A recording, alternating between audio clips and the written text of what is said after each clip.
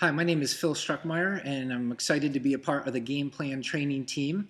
I'm here to talk about the missional essential of leveraging partnerships, the calendar, and events for greater missional outcomes.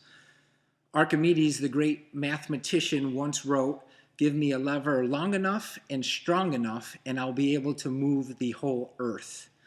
The principle here is that through the use of leverage, we can do things that would otherwise be impossible if we only acted on our own. Leveraging multiplies the effects and the efforts, allowing us to achieve results far beyond what our own effort contributed really amounts to. A Webster type dictionary definition sounds like this: leverage is the use of capital, whether it's social, financial, or intellectual, that already exists to accomplish new and possibly greater things. I like how President Woodrow Wilson put it. He said, "We should not only use all the brains we have, but all that we can borrow." And I think that gets at the heart of this essential of how we want to be thinking as missional leaders in the world today. We want to think about everything that exists out there and how we can move towards it to express God's love, to bring the message of Christ, and to engage the culture and all the lives that we are really trying to reach. Leveraging partnerships missionally, if we just think about that leg of the stool here a minute, a good example that we've experienced at Impact is through Kids Hope USA. I'd first heard about this from a pastor in our district. His name is Kyle Brown. He's at Berkeley Hills Wesleyan Church, and his church got involved in adopting an elementary, which is something they wanted to do to just be a better presence and better serve the community that they were in, but didn't really have a format or a way to interact with the school well on their own. But Kyle discovered Kids Hope USA, which is an organization that likes to partner with churches, and it's all based on reaching at-risk kids through mentoring programs. This is the technical description of Kids Hope USA.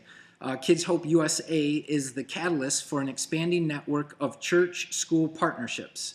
These partnerships take on the enormous challenge of kids at risk, one child, 1 hour, one church, and one school at a time, through the one-on-one mentoring relationships.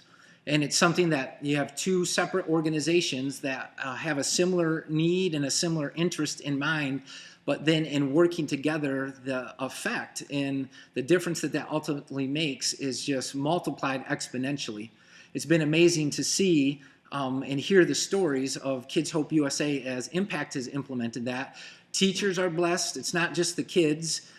The parents of the kids are blessed. The volunteers who are able to see a new way that they can serve with their gifts and within their schedules, they're incredibly blessed. And God has really done an amazing thing in our community. And I know we've had lots of ideas of just things that we could do on our own if we were to just act as the church.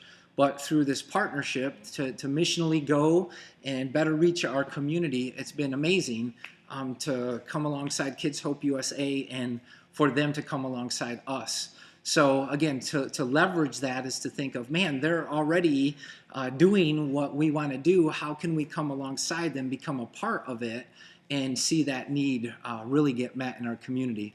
Another neat story I've heard of such an engagement or a partnership formed is in South Carolina. One of the churches there, Eden Wesleyan, that they've started a GED program through the school.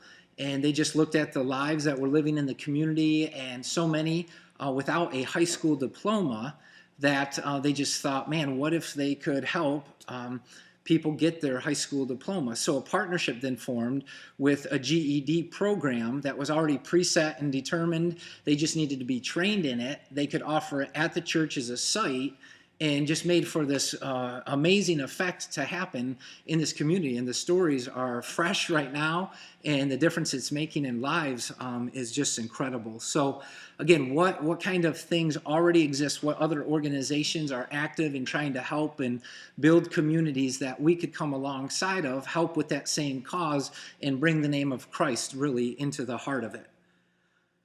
Second thing is leveraging our calendars missionally. And I like to think of this leveraging the rhythms that people in the culture are already, kind of living by or are already following. And if mission and being missional is about going and being sent, it should really be about that engagement in lives. And there seems like in every community, in every context, whether it's city or urban or a rural area, that there are already annual rhythms. One overarching one that I've found to be effective is as simple as September 1st, January 1st, and June 1st. That maybe everyone else in the world already realized this, but it was after several years of ministry and living that really seeing, man, every September 1st, something's ending and something's beginning. The summer is ending, the school year is starting, and everybody gets into that kind of a vibe or that kind of a feel with their life and what's going on within it. January 1st, again, a calendar year is ending and a new one is beginning. In June is really the wrap up of most school years, and summer is starting. And we've just experienced a phenomenal effect of something far greater as we celebrate in a celebrative sense when lives are already celebrating the end of something, and as we kick off and launch new things, that if we launch when our culture and the community is launching, that just makes us more in sync, again, with all the lives that we're trying to reach, and again, to bring Christ in our lives towards in a missional sense. So leveraging partnerships, leveraging the calendar, and then lastly, leveraging events. How can we be more missional in how we do events as the church?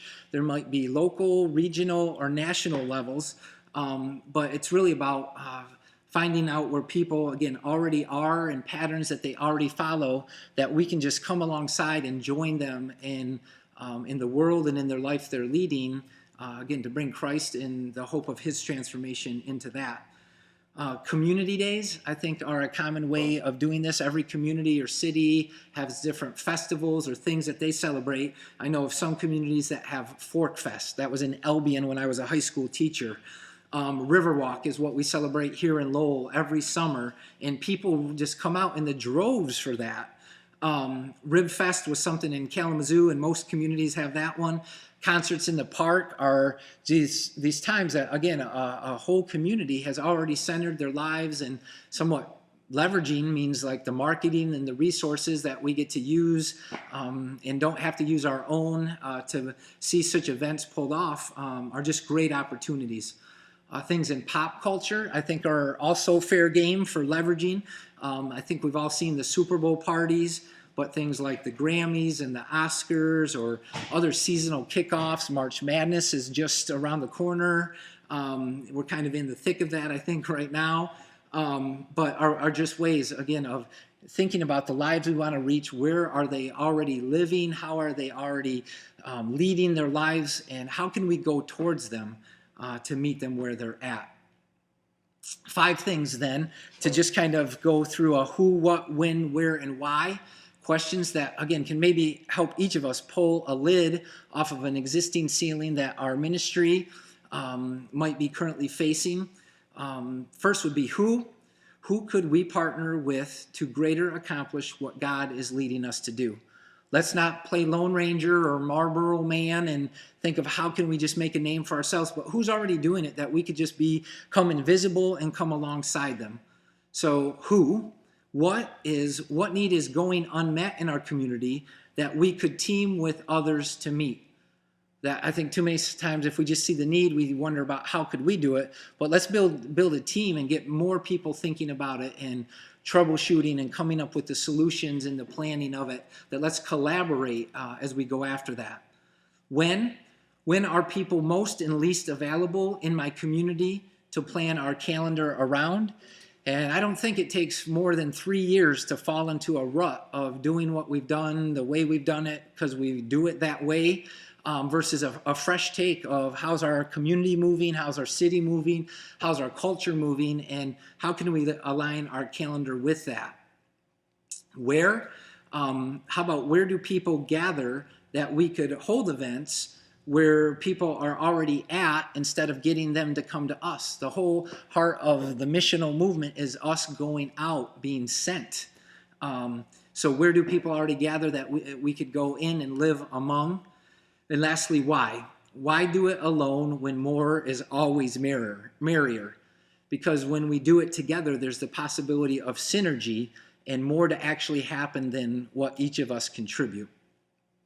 So that's this concept of leveraging partnerships, the calendar, and events for better missional outcomes and better missional impact.